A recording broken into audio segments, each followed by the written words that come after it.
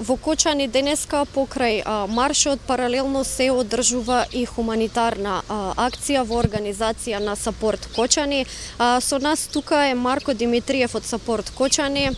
Марко, емотивен марш денеска се случуваше во Кочани, се бараше правда. Очекувате ли правда?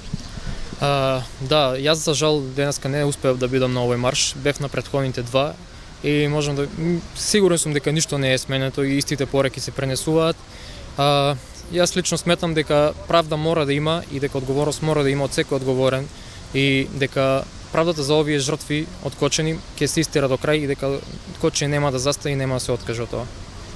Во моментов во тек е хуманитарната аукција која што ја организирате, дали може да ни кажете како тече целиот процес?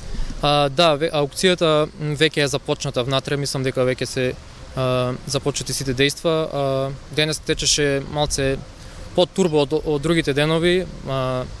Имаме добар одзив, нема да исполнат целиот капацитет, значи пристигнува и денес дела во последен момент, така да се надам дека сите дела ќе се продадат и дека ќе се соберат повеќе средства за повредените и загинатите. Имавте повици од да учествуваат бизнесмени, политичари, колекционери, па како сте задоволни од овој исход?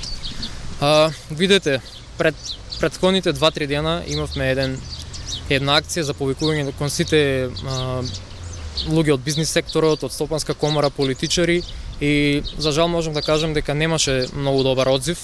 Но ете, гледам дека денес конечно некои политичари, луѓе од бизнис сферата се одлучија да во Кочани да помогнат, така што сме им благодарни за тоа.